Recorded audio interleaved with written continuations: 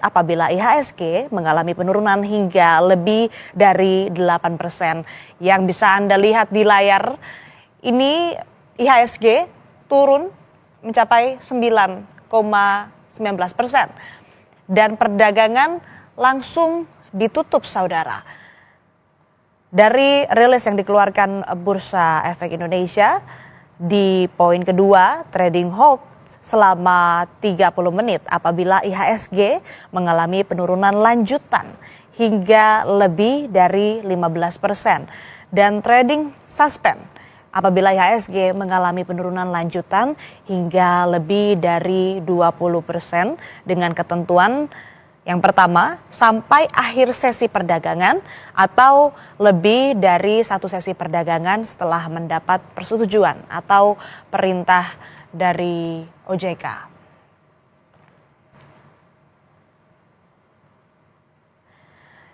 Kita kembali berbincang dengan Kepala Ekonom Bank Permata, Mas Joshua Pardede yang masih bergabung bersama kami di Breaking News Kompas TV. Mas Joshua, kita lanjutkan perbincangan ini dengan turunnya IHSG bahkan sampai trading hold. Kondisi bursa, kondisi pasar saham sekarang ini juga tentu dampaknya ada terhadap nilai tukar rupiah terhadap dolar Amerika Serikat. Bagaimana Anda melihat ini, Mas Joshua? Ya, kalau kita lihat pasar spot hari ini pun juga cenderung mengalami pelemahan ya, mengikuti koreksi yang tadi kita lihat bersama di pasar saham dan juga pelemahan yang sudah terjadi juga di dalam beberapa hari terakhir ini di mata uang Asia.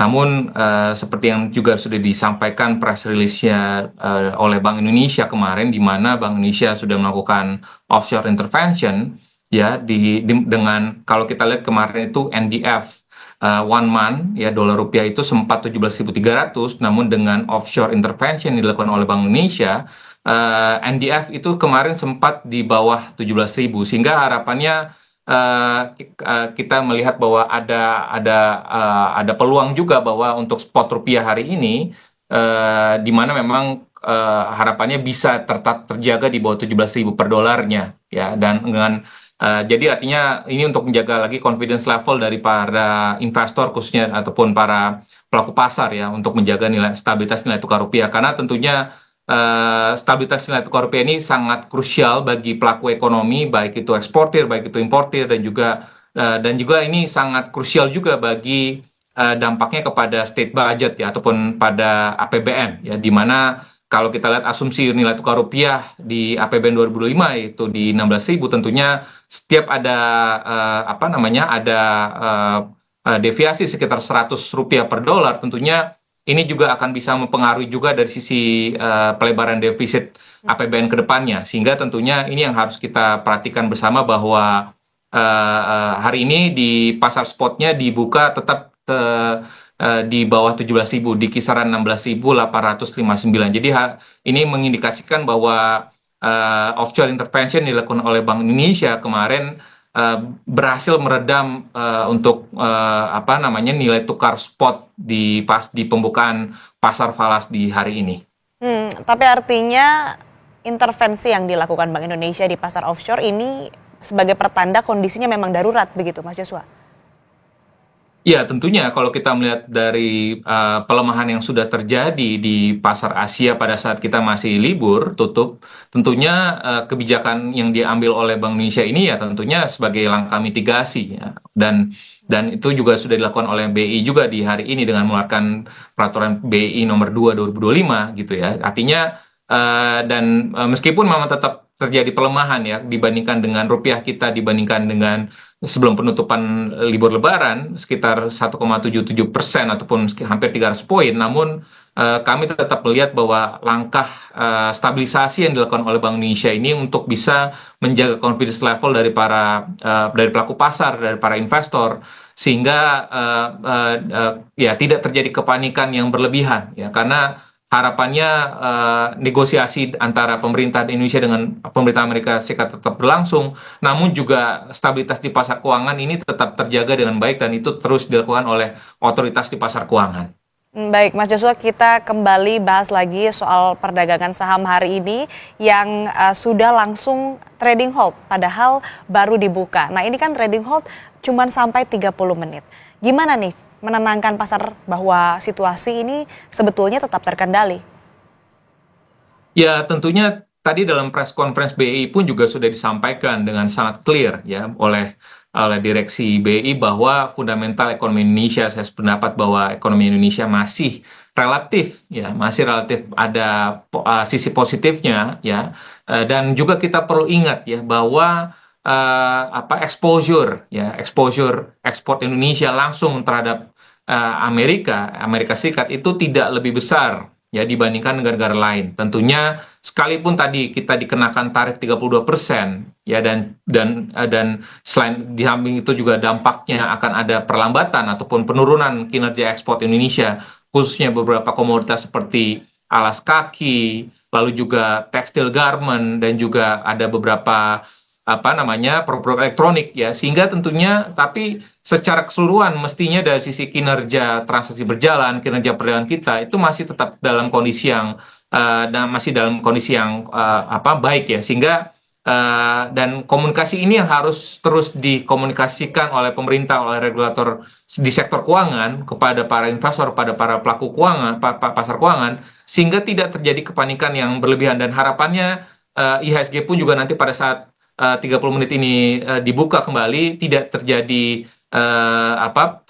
penurunan koreksi lebih lanjut lagi, sehingga harapannya seperti yang kita lihat juga di nilai tukar rupiah ya, di mana nilai tukar rupiah pun juga tetap terjaga di bawah 17.000 per dolarnya, sehingga harapannya pun juga kinerja IHSG pun juga sekalipun tadi sudah melemah sekitar 9% hari ini di awal pembukaan, namun harapannya sentimennya kembali recover ya, sekalipun memang kita tidak bisa menampilkan juga bahwa tadi malam juga Trump juga sudah mengatakan akan kembali lagi menaikkan tarif sekitar 50% terhadap produk China, dan juga Xi Jinping juga mengatakan bahwa akan terus all out akan melakukan retaliasi ya, karena kedua negara ini memang pada posisi yang dimana memang sangat memungkinkan untuk melakukan retaliasi, karena dari sisi size kedua negara tersebut memang terbesar pertama dan terbesar kedua di dunia. Dan sehingga kalau kita lihat sebagai negara ASEAN, sebagai negara berkembang, Indonesia dan ASEAN negara lainnya,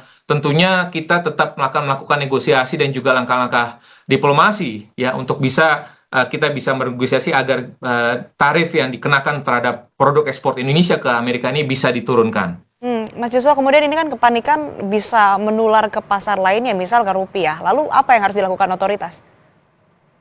Ya, tentunya Bank Indonesia seperti yang sudah dilakukan ya dan akan terus dilakukan oleh Bank Indonesia adalah melakukan langkah-langkah stabilisasi di pasar di triple intervention ya, di pasar spot dolar rupiah, di pasar domestic NDF dolar rupiah, dan juga di pasar SBN ya, dan itu saya pikir terus akan dilakukan. Dan juga langkah-langkah seperti kebijakan terkait dengan suku bunga, tentunya kalau kita mengikuti RDG bulan Maret terakhir yang lalu bahwa Bank Indonesia pun juga masih mempertahankan suku bunga acuan di level 5,75%. Ini pun juga dalam rangka untuk menjaga stabilitas nilai tukar rupiah ya. Artinya kebijakan tambahannya lainnya pun juga penguatan kebijakan DHE yang sudah diluncurkan oleh pemerintah, dan juga misalkan capital flow management policies yang juga diharapkan ini bisa menjaga agar memperkuat cadangan devisa ya. Jadi kalau kita bandingkan, mungkin masyarakat mempertanyakan ya kondisi nilai tukar rupiah saat ini 16.000 sekian dibandingkan dengan pada saat kita mengalami krisis 9798, itu dua hal yang tidak bisa kita bandingkan, kita bisa samakan ya, karena kondisinya pada saat itu ya, pada saat krisis 98 99 kita mengalami depresiasi year to date-nya itu hampir 400% ya, dari yang 4.000 per dolarnya menjadi 16.000 ya. Saat ini kalau kita lihat rupiahnya memang melemah 16 ribuan ya, tapi sebelumnya di akhir tahun lalu pun juga kita bergeraknya dari 16 ribuan juga ya. Jadi artinya kondisinya sangat berbeda. Dan juga kalau kita lihat dari sisi kondisi utang pemerintah Indonesia, utang luar negeri pemerintah Indonesia di tahun 1998 itu sangat didominasi oleh short term utang luar negeri jangka pendek ya. Dan kalau kita lihat kondisi saat ini utang luar negeri jangka pendek Indonesia itu sangat kecil porsinya dan ini sangat didominasi oleh utang luar negeri yang justru yang temponya lebih panjang. Di samping itu juga dari sisi dampaknya kepada inflasi. Ya, inflasi saat itu juga meningkat, melonjak signifikan karena depresiasi rupiahnya lebih dari 400%. Dan kalau kita lihat inflasi yang juga nanti akan dirilis BPS di hari ini pun juga, ini diperkirakan pun juga masih akan berada dalam kisaran yang sesuai dalam target sasaran inflasi Bank Indonesia. Artinya sekalipun memang ada trade war, sekalipun tadi ada penurunan pertumbuhan ekonomi Indonesia, sekalipun memang ada permasalahan dari sisi daya beli masyarakat Indonesia, tapi kalau kita melihat fundamental ekonomi kita saat ini dibandingkan dengan 9798, semestinya kita harus bisa lebih optimistik dan tidak perlu terjadi kepanikan yang berlebihan ya, dan itu saya pikir harus dikomunikasikan secara berkala oleh pemerintah, oleh otoritas sektor keuangan dan juga oleh media ya, untuk kita terus mengkomunikasikannya kepada masyarakat, kepada halayak umum bahwa kondisi fundamental ekonomi kita itu tidak sejelek 9798 dan juga mungkin dampaknya yang ditimbulkan dari trade war, perang dagang ini pun juga semestinya ini kita tidak lebih buruk ya dibandingkan dengan negara-negara lain yang mungkin exposure-nya terhadap Amerika pun juga jauh lebih besar. Dan juga kalau kita lihat sebenarnya ada quick win-nya sebenarnya. Kalau kita lihat sebenarnya Singapura dan Australia atau adalah mitra dagang utama Indonesia juga, yang di mana kita juga memiliki free trade agreement. Artinya untuk kita bisa supaya tidak terkena tarif cukup besar, artinya sebenarnya shippingnya para eksportir Indonesia ke Amerika itu bisa melalui Singapura ataupun bisa melalui Australia, sehingga tadi beban yang ditetapkan oleh pemerintah Amerika yakni 30% itu sebenarnya bisa kita hindarkan juga, sehingga banyak sebenarnya langkah-langkah yang harus dinegosiasikan, yang ada banyak langkah-langkah pun yang untuk bisa dikomunikasikan kepada eksportir, sehingga dampaknya pun dari tarif tersebut terhadap para kinerja perdagangan kita pun juga ini dapat bisa kita mitigasi. Baik Mas Joshua, nanti kita akan lanjutkan perbincangan kita, tapi saat ini kita akan pantau terlebih dahulu bagaimana situasi terkini dari Bursa Efek Indonesia. Ada jurnalis Kompas TV Renata Panggalo di sana. Renata, market dibuka langsung trading halt. Bagaimana situasi di BI saat ini? Iya, Asri, kalau yang bisa saya sampaikan memang indeks harga saham gabungan hari ini dibuka di zona merah di level 5.912. Ini tentu terkoreksi minus 9,19% atau sebesar minus 598,56 basis point. Situasi sampai saat ini memang trading halt masih terjadi karena kita ketahui bahwa tadi dari Bursa Efek Indonesia bersama Otoritas Jasa Keuangan sudah menyampaikan rilis mengenai panduan ketentuan pelaksanaan perdagangan dalam kondisi darurat. Dalam hal ini trading halt karena penurunan IHSG sudah mencapai lebih dari 8%, persisnya di angka minus 9,19% saat ini. Sehingga masih kita pantau dan lihat bagaimana trading halt ini akan berjalan 30 menit ke depan. Memang kalau yang kita lihat juga dalam panduan yang sudah dirilis oleh BI dan OJK, jika IHSG nantinya ini terpantau mengalami penurunan lanjutan, Asri dan juga saudara, hingga lebih dari 15%, maka akan dilakukan trading halt kembali selama 30 menit. Dan dalam panduan tersebut juga ada dibuka opsi trading suspend begitu. Dan trading suspend ini dapat dilakukan apabila IHSG mengalami penurunan hingga 20% dengan ketentuan, ini ada dua ketentuannya, yaitu sampai akhir sesi perdagangan, dan kedua, lebih dari satu sesi perdagangan setelah mendapat persetujuan atau perintah OJK.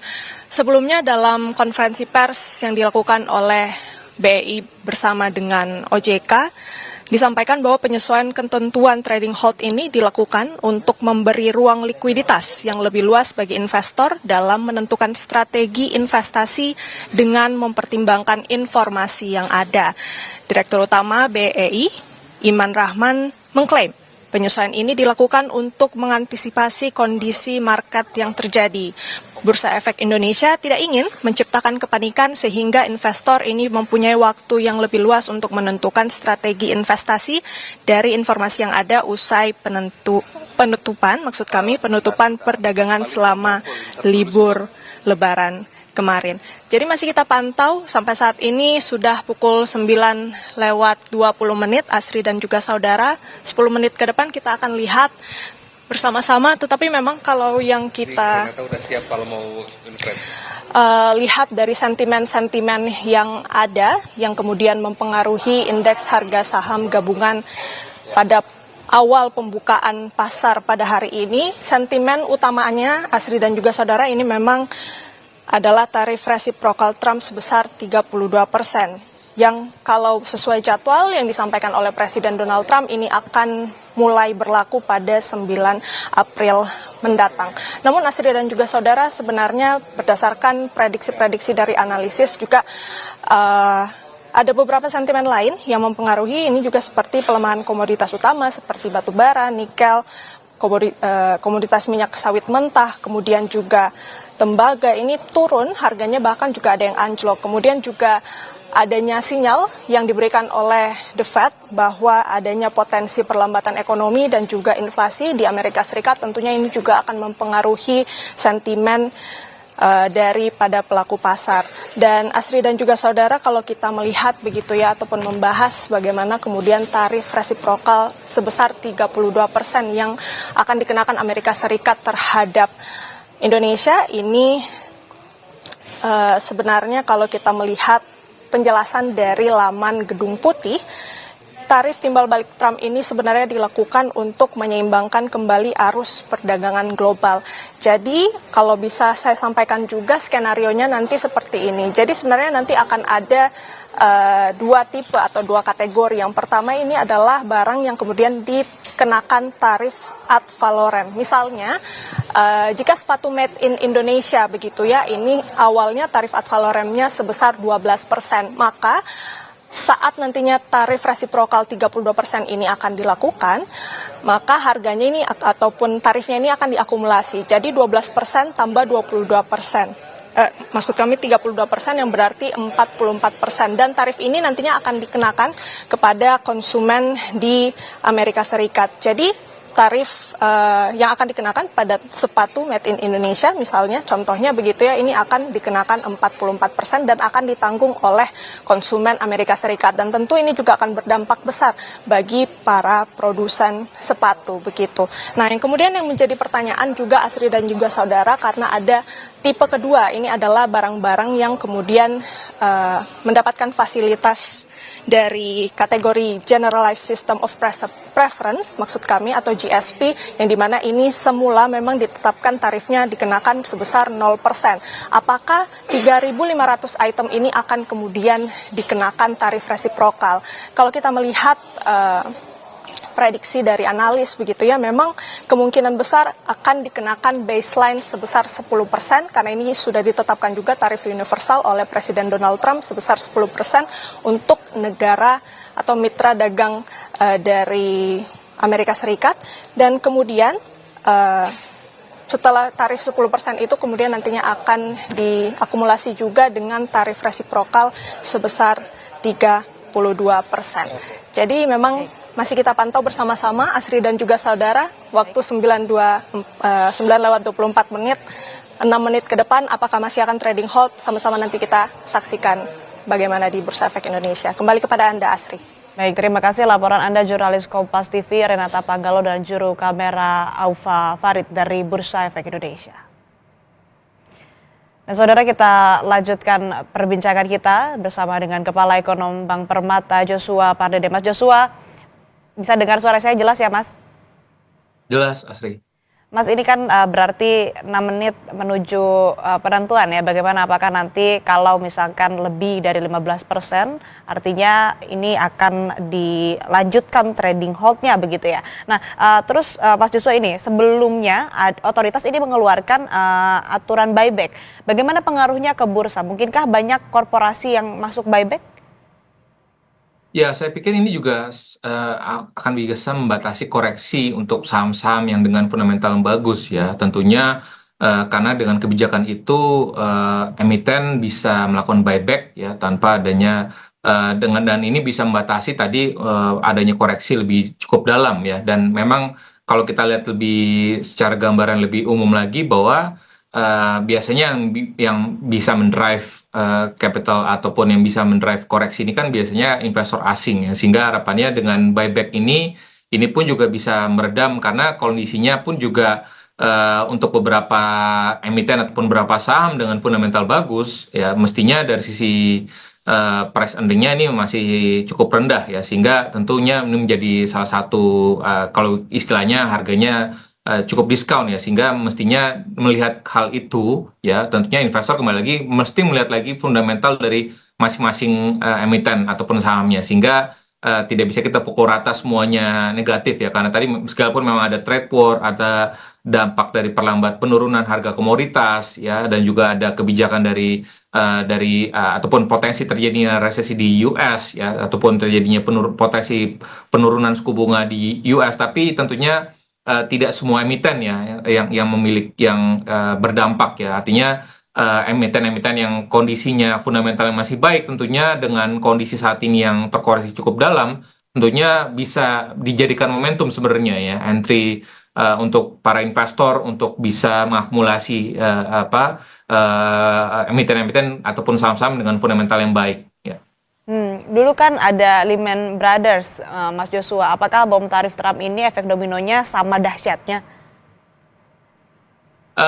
Ya, kondisinya pada saat krisis 2008-2009 tersebut kan memang ya pencetusnya kan kita tahu adalah terjadinya ini ya subprime mortgage ya, dan kondisinya sendiri terkini kan pencetus ataupun potensi terjadi subprime sendiri kan mungkin tidak ada ya, tapi potensi potensi krisis yang lainnya bisa saja terjadi ya.